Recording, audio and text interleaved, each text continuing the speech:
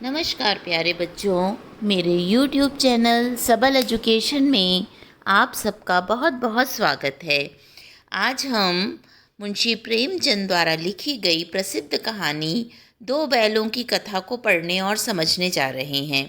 ये प्रेमचंद जी द्वारा लिखी गई एक सुप्रसिद्ध कहानी है जो कक्षा 9th की क्षितिज पुस्तक में भी दी गई है। तो बच्चों, आज इस वीडियो में मैं इस कहानी को आपको समझाने जा रही हूँ कि किस तरह से दो बैल आपस में एक दूसरे से पशु होते हुए भी बहुत प्रेम करते हैं और सच्चे स्वामी भक्त हैं। अपने मालिक झूरी के प्रति उनका इतना प्रेम है कि वो वहाँ से जाने के बावजूद फिर अपने गांव को ढूंढते हुए, अपने मालिक को ढूंढते हुए उसी के पास वापस किस तरह से आते हैं, ये बड़े ही रोचक ढंग से मुंशी प्रेमचंद ने इस कहानी में बताया है। तो चलिए आइए हम इस कहानी को पढ़ते और समझते हैं। कहानी का शीर्षक है दो बैलों की कथा। जानवरों में गधा सबसे ज़्यादा बुद्धिमान समझा जाता है। हम जब किसी आदमी को परले दर्जे का बेवकूफ़ कहना चाहते हैं तो उसे गधा कहते हैं। गधा सचमुच बेवकूफ़ है या उसके सीधेपन, उसकी निरापद सहिष्णुता ने उसे यह पदवी दे दी है, इसका निश्चय नहीं किया जा सकता। गाय सींग मारती है, ब्याई हुई गाय तो अनायास ही सिंहनी का रूप धारण कर लेती है। कुत्ता भी बहुत गरीब जानवर है, लेकिन कभी कभी उसे भी क्रोध आ जाता है, किंतु गधे को कभी क्रोध करते नहीं सुना ना देखा।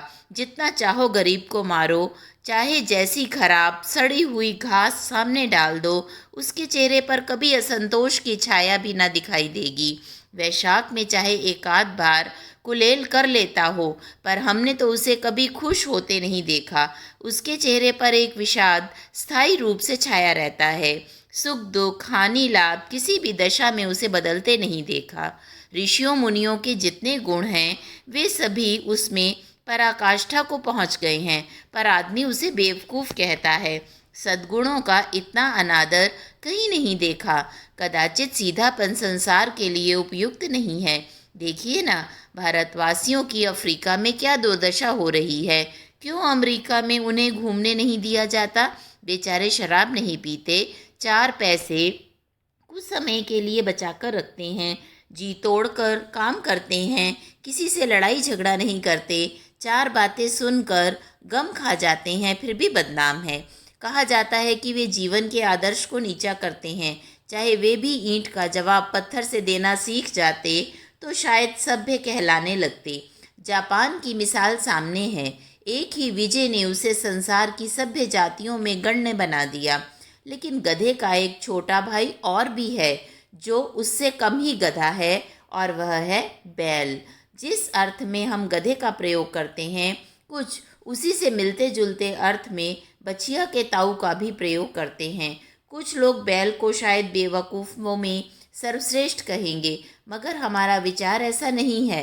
बैल कभी कभी मारता भी है, कभी कभी अड़ियल बैल भी देखने में आता है, और भी कई रीतियों से अपना असंतोष प्रकट कर देता है। अतएव उसका स्थान गधे से नीचा है। झूरी काची के दोनों बैलों के नाम थे हीरा और मोती। तो बच्चों, झूरी किसान के 2 बैल थे जिनका नाम था हीरा और मोती। दोनों पछाई जाति के थे, देखने में सुंदर, काम में चौकस, डील में ऊंचे। बहुत दिनों तक साथ रहते रहते दोनों में भाईचारा हो गया था। दोनों आमने सामने या आसपास बैठे हुए एक दूसरे से मूक भाषा में विचार विनिमय करते थे। एक दूसरे के मन की बात कैसे समझ जाता था हम नहीं कह सकते। अवश्य ही उनमें कोई ऐसी गुप्त शक्ति थी जिससे जीवों में श्रेष्ठता का दावा करने वाला मनुष्य वंचित है। दोनों एक दूसरे को चाट कर और सूंघ कर अपना प्रेम प्रकट करते। कभी कभी दोनों सींग भी मिला लिया करते थे, विग्रह के नाते से नहीं, केवल विनोद के भाव से, आत्मीयता के भाव से। जैसे दोस्तों में घनिष्ठता होती है, ढोल धप्पा होने लगता है। इसके बिना दोस्ती कुछ फुसफुसी, कुछ हल्की सी रहती है। जिस प्रकार ज़्यादा विश्वास नहीं किया जा सकता।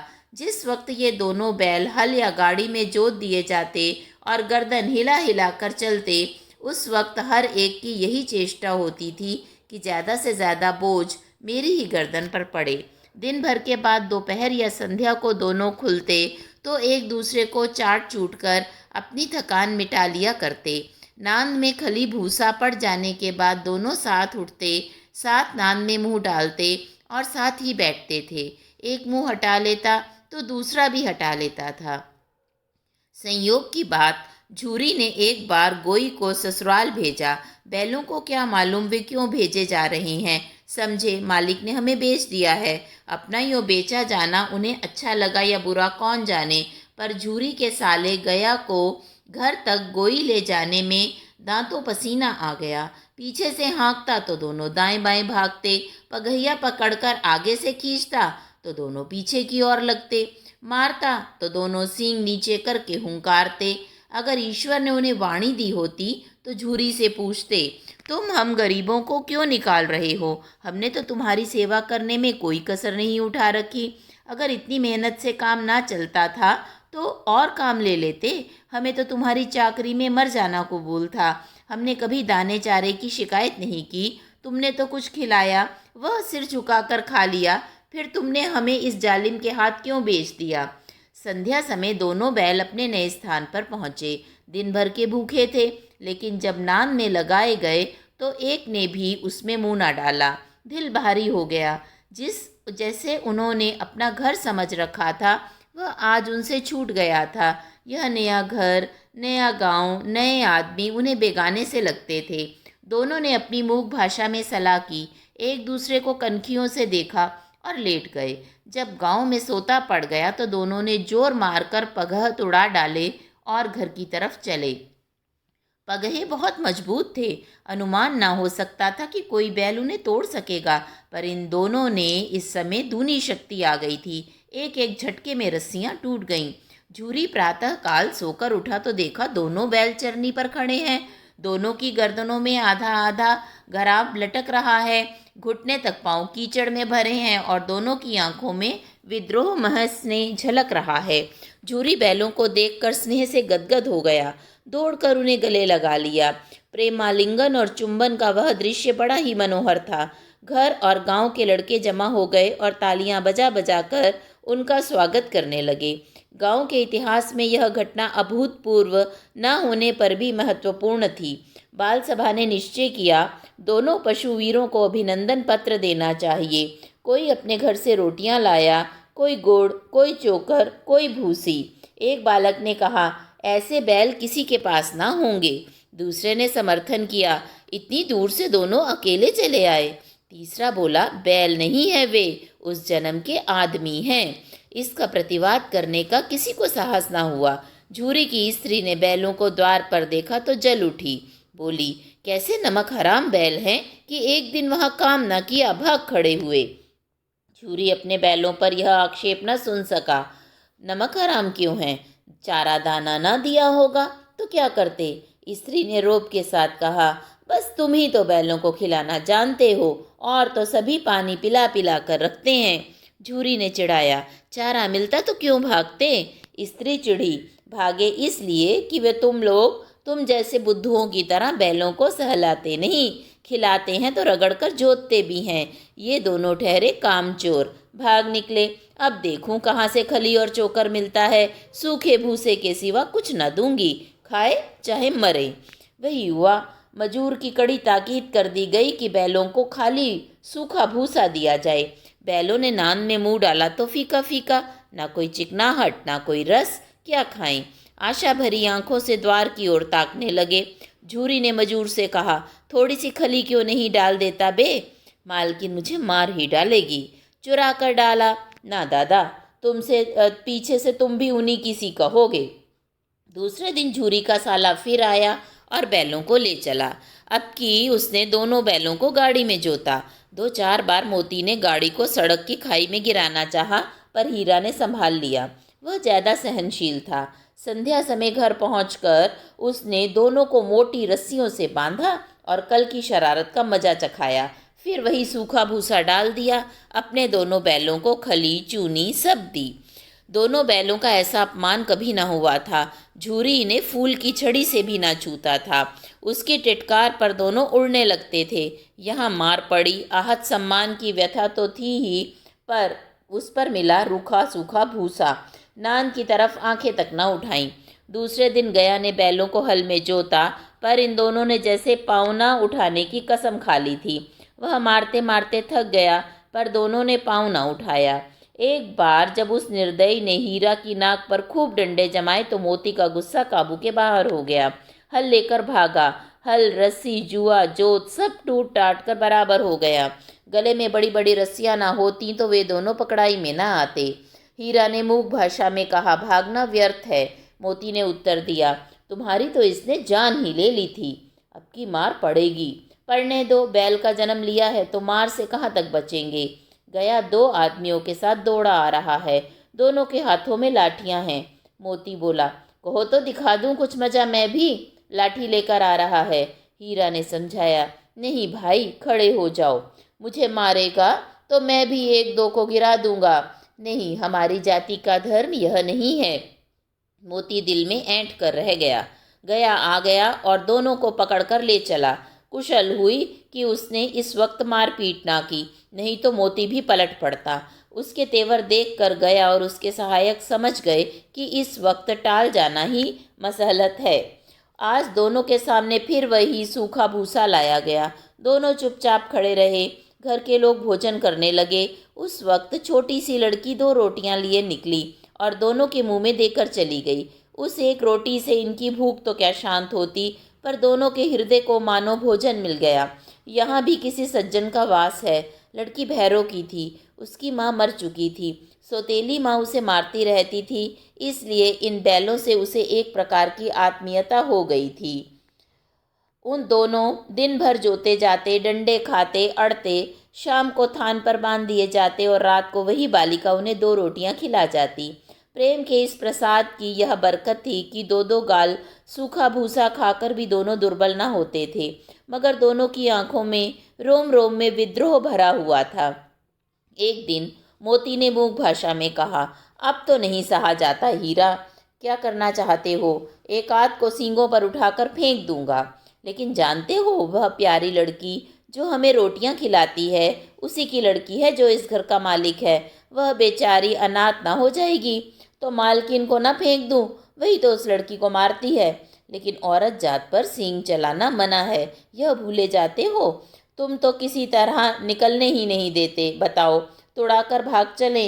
हाँ, यह मैं स्वीकार करता हूँ, लेकिन इतनी मोटी रस्सी टूटेगी कैसे? इसका एक उपाय है। पहले रस्सी को थोड़ी चबा लो, फिर एक झटके में जाती है। रात को जब बालिका रोटियां खिलाकर चली गई, दोनों रस्सियां चबाने लगे, पर मोटी रस्सी मुंह में ना आती थी। बेचारे बार बार जोर लगाकर रह जाते थे। सहसा घर का द्वार खुला और वही लड़की निकली। दोनों सिर झुकाकर उसका हाथ चाटने लगे। दोनों की पूंछें खड़ी हो गई थी। उसने उनके माथे सहलाए और बोली, खोले देती हूँ, चुपचाप से भाग जाओ, नहीं तो यहाँ लोग मार डालेंगे। आज घर में सलाह हो रही है कि इनकी नाकों में नथ डाल दी जाए। उसने गराव खोल दिया, पर दोनों चुपचाप खड़े रहे। मोती ने अपनी भाषा में पूछा, अब चलते क्यों नहीं?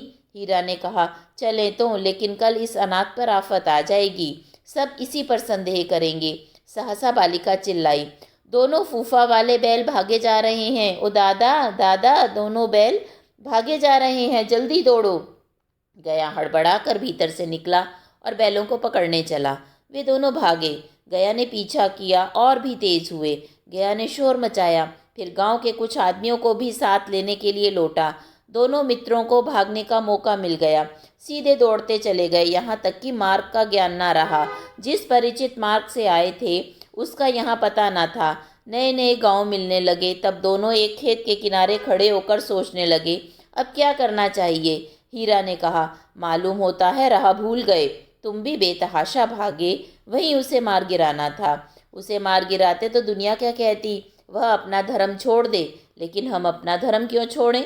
दोनों भूख से व्याकुल हो रहे थे। खेत में मटर खड़ी थी, चरने लगे। रह रह कर आहट ले लेते थे, कोई आता तो नहीं है। जब पेट भर गया, दोनों ने आज़ादी का अनुभव किया तो मस्त होकर उछलने कूदने लगे। पहले दोनों ने डकार ली, फिर सींग मिलाए और एक दूसरे को ठेलने लगे। मोती ने हीरा को कई कदम पीछे हटा दिया, यहाँ तक कि वह खाई में गिर गया। तब उसे भी क्रोध आया, संभल कर उठा और फिर मोती से मिल गया। मोती ने देखा खेल में झगड़ा हुआ चाहता है तो किनारे हट गया। अरे यह क्या, कोई सांड डोकता चला आ रहा है। हाँ, सांड ही है। वह सामने आ पहुंचा। दोनों मित्र बगले झांक रहे थे।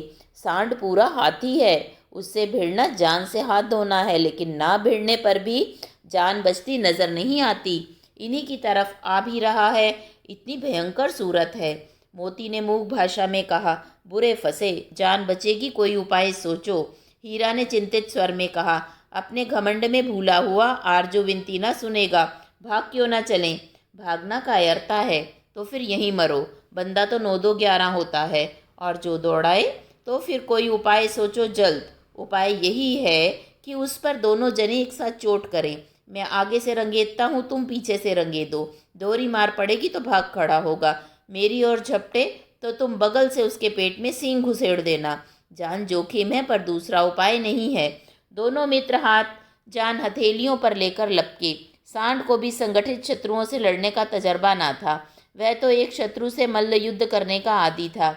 जो ही हीरा पर झपटा, मोती ने पीछे से दौड़ाया। सांड उसकी तरफ मुड़ा तो हीरा ने रंगेता। सांड चाहता था कि एक एक करके दोनों को गिरा ले, पर ये दोनों भी उस्ताद थे, उसे वह अवसर न देते थे।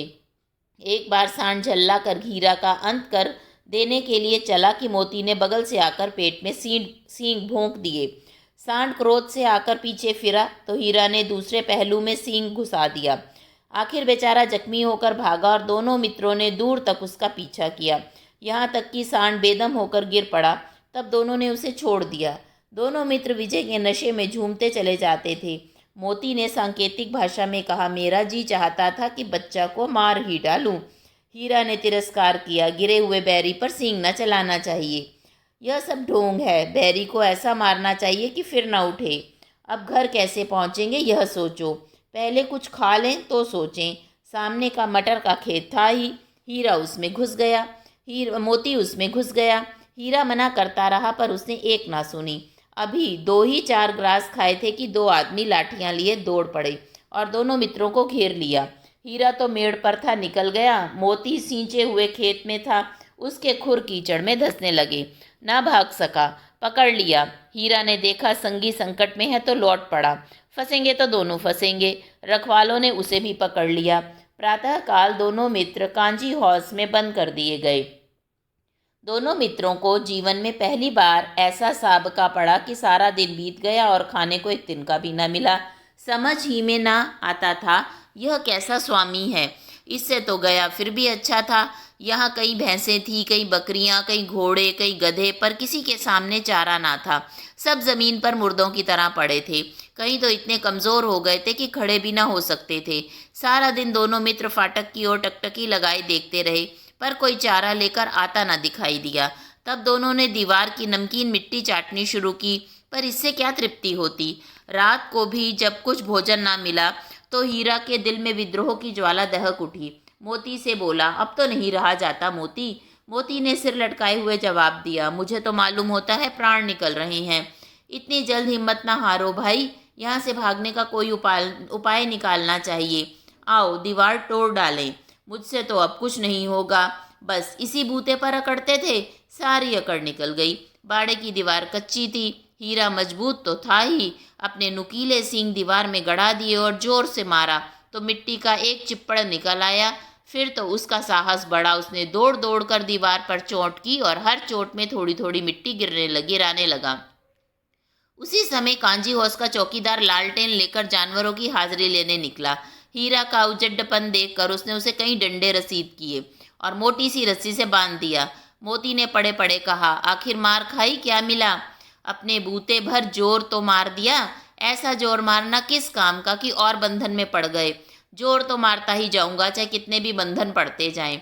जान से हाथ धोना पड़ेगा, कुछ परवाह नहीं, यूं भी तो मरना ही है। सोचो, दीवार खुद जाती तो कितनी जानें बच जाती। कितने भाई यहाँ बंद हैं, किसी की देह में जान नहीं है। 2 4 दिन और यही हाल रहा तो सब मर जाएंगे। हाँ, यह बात तो है। अच्छा तो ला, फिर मैं भी जोर लगाता हूँ। मोती ने भी दीवार में उसी जगह सींग मारा। थोड़ी सी मिट्टी गिरी और फिर हिम्मत बढ़ी। फिर तो वह दीवार में सींग लगाकर इस तरह जोर करने लगे मानो किसी प्रतिद्वंदी से लड़ रहा हो। आखिर कोई 2 घंटे की जोर आजमाइश के बाद दीवार ऊपर से लगभग 1 हाथ गिर गई। उसने दूनी शक्ति से दूसरा धक्का मारा तो आधी दीवार गिर गई। दीवार का गिरना था कि अधमरे से पड़े हुए सभी जानवर चेत उठे। 3 घोड़ियां सरपट भाग निकलीं, फिर बकरियां निकलीं, उसके बाद भैंसें भी खिसक गईं, पर गधे अभी तक ज्यों के त्यों खड़े थे। हीरा ने पूछा, तुम क्यों नहीं भाग जाते? एक गधे ने कहा, फिर कोई कहीं फिर पकड़ लिए जाएंगे तो क्या हरज है, अभी तो भागने का अवसर है। हमें तो डर लगता है, हम यहीं पड़े रहेंगे। आधी रात से ऊपर हो चुकी थी। दोनों गधे अभी तक खड़े सोच रहे थे कि भागे या ना भागे, और मोती अपने मित्र की रस्सी तोड़ने में लगा हुआ था। जब तक हार गया तो हीरा ने कहा, तुम जाओ, मुझे यहीं पड़ा रहने दो, शायद कहीं भेंट हो जाए। मोती ने आंखों में आंसू लाकर कहा, तुम मुझे इतना स्वार्थी समझते हो? हीरा मोती ने आंखों में आंसू लाकर कहा, तुम मुझे इतना स्वार्थी समझते हो हीरा? हम और तुम इतने दिनों एक साथ रहे हैं, आज तुम विपत्ति में पड़ गए तो मैं तुम्हें छोड़कर अलग हो जाऊं? हीरा ने कहा, बहुत मार पड़ेगी, लोग समझ जाएंगे यह तुम्हारी शरारत है। मोती गर्व से बोला, जिस अपराध के लिए तुम्हारे गले में बंधन पड़ा, उसके लिए अगर मुझे मार पड़े तो क्या चिंता। इतना तो हो ही गया कि 9-10 प्राणियों की जान बच गई, वे सब तो आशीर्वाद देंगे। यह कहते हुए मोती ने दोनों गधों को सींगों से मार मार कर बाड़े के बाहर निकाला और तब अपने बंधु के पास आकर सो रहा। भोर होते ही मुंशी और चौकीदार तथा अन्य कर्मचारियों में कैसी खलबली मची, इसको लिखने की ज़रूरत नहीं। बस इतना ही काफ़ी है कि मोती की खूब मरम्मत हुई और उसे भी मोटी रस्सी से बांध दिया गया। 1 सप्ताह तक दोनों मित्र वहाँ बंधे पड़े रहे। किसी ने चारे का एक तिनका भी न डाला। हाँ, एक बार पानी दिखा दिया जाता था, वही उनका आधार था। दोनों इतने दुर्बल हो गए थे कि उठा तक ना जाता। ठठरियाँ निकल आई थीं। एक दिन बाड़े के सामने डुग्गी बजने लगी और दोपहर होते होते वहाँ 50-60 आदमी जमा हो गए। तब दोनों मित्र निकाले गए और उनकी देखभाल होने लगी। लोग आ आकर उनकी सूरत देखते और मन फीका करके चले जाते। ऐसे मृतक बैलों का कौन खरीदार होता। सहसा एक दड़ियल आदमी, जिसकी आंखें लाल थीं और मुद्रा अत्यंत कठोर, आया और दोनों मित्रों के कूलों में उंगली गोद कर मुंशी जी से बातें करने लगा। उसका चेहरा देखकर अंतर्ज्ञान से दोनों मित्रों के दिल कांप उठे। वह कौन है, उन्होंने क्यों टटोल रहा है, इस विषय में उन्हें कोई संदेह ना हुआ। दोनों एक दूसरे को भीत नेत्रों से देखा और सिर झुका लिया। हीरा ने कहा, गया के घर से नाहक भागे, अब जान न बचेगी। मोती ने अश्रद्धा के भाव से उत्तर दिया, कहते हैं भगवान सबके ऊपर दया करते हैं, उन्हें हमारे ऊपर दया क्यों नहीं आती। भगवान के लिए हमारा जीना मरना दोनों बराबर हैं। चलो अच्छा ही है, कुछ दिन उसके पास तो रहेंगे। एक बार भगवान ने उस लड़की के रूप में हमें बचाया है, क्या अब ना बचाएंगे? यह आदमी तो छुरी चलाएगा, देख लेना। तो क्या चिंता है, मांस खाल सींग हड्डी सब किसी ना किसी काम आ जाएंगे। नीलाम हो जाने के बाद दोनों मित्र उस दड़ियल के साथ चले। दोनों की बोटी बोटी कांप रही थी। बेचारे पांव तक न उठा सकते थे, पर भय के मारे गिरते पड़ते भागे जाते थे, क्योंकि वह जरा भी धीमी चाल होने पर जोर से डंडा जमा देता था। राह में गाय बैलों का एक रेवड़ हरे भरे हार से चरता हुआ नजर आया। सभी जानवर प्रसन्न थे, चिकने चपल, कोई उछलता था, कोई आनंद से बैठा पागुर करता था। कितना सुखी जीवन था इनका, पर कितने स्वार्थी हैं सब। किसी को चिंता नहीं कि उनके 2 भाई बंधक के हाथ पड़े कैसे दुखी हैं। सहसा दोनों को मालूम हुआ कि यह परिचित रहा है। हाँ, इसी रास्ते से गया उन्हें ले गया था। वही खेत, वही बाग, वही गांव मिलने लगा। प्रतिक्षण उनकी चाल तेज होने लगी। सारी थकान, सारी दुर्बलता गायब हो गई। आहा, यह तो अपना ही घर आ गया है। इसी कुएं पर तो हम पुर चलाने आया करते थे। यही है वे कुआं। मोती ने कहा, हमारा घर नगीच आ गया, नज़दीक आ गया। हीरा बोला, भगवान की दया है, मैं तो अब घर भागता हूँ। यह जाने देगा, इसे मैं मार गिराता हूँ। नहीं नहीं, दौड़ कर थान पर चलो, वहाँ से हम आगे न जाएंगे। दोनों ऊपर होकर बछड़ों की भांति कुलेलें करते हुए घर की ओर दौड़े। वह हमारा थान है। दोनों दौड़कर अपने थान पर आए और खड़े हो गए। दड़ियल भी पीछे पीछे दौड़ता चला आता था। झूरी द्वार पर बैठा धूप खा रहा था। दोनों बैलों को देखते ही दौड़ा और उन्हें बारी बारी से गले लगाने लगा। मित्रों की आंखों से आनंद के आंसू बहने लगे। एक झूरी का हाथ चाट रहा था। दड़ियल ने आकर बैलों की रस्सियां पकड़ ली। झूरी ने कहा, मेरे बैल हैं। तुम्हारे बैल हैं कैसे? मैं मवेशी खाने से नीलाम के लिए लाया हूँ। मैं तो समझा हूँ चुराए लिए आते हो। चुपके से चले जाओ, मेरे बैल हैं। मैं बेचूंगा तो बिकेंगे, किसी को मेरे बैल नीलाम करने का क्या अख्तियार है? जाकर थाने में रपट कर दूंगा। मेरे बैल हैं, इसका सबूत है कि मेरे द्वार पर खड़े हैं। दड़ियल झल्ला कर बैलों को जबरदस्ती पकड़ ले जाने के लिए बढ़ा। उसी वक्त मोती ने सींग चलाया। दड़ियल पीछे हटा। मोती ने पीछा किया। दड़ियल भागा।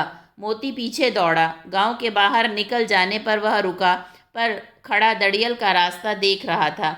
दड़ियल दूर खड़ा धमकियां दे रहा था, गालियां निकाल रहा था, पत्थर फेंक रहा था, पर मोती विजयी शूर की भांति उसका रास्ता रोके खड़ा था।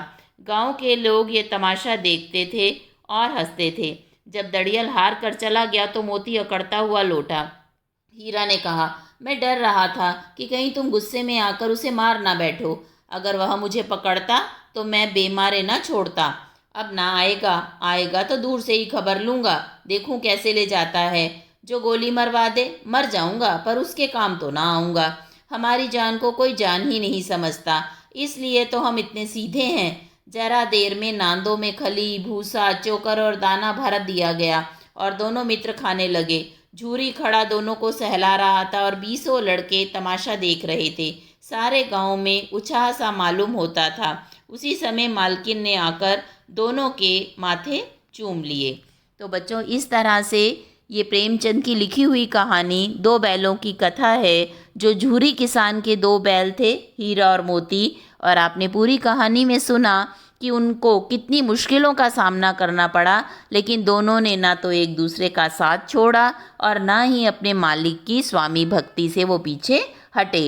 रास्ता पहचान में आते ही वो दौड़कर अपने मालिक झूरी के पास फिर से वापस आ गए और उनका मालिक झूरी भी उनसे बहुत प्रेम करता था। उसने भी खुले दिल से दोनों का स्वागत किया। तो कहानी बहुत ही रोचक है। आशा है आपको अच्छी लगी होगी।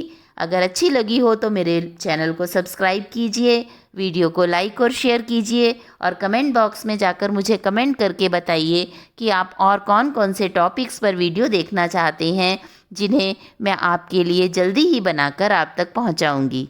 धन्यवाद।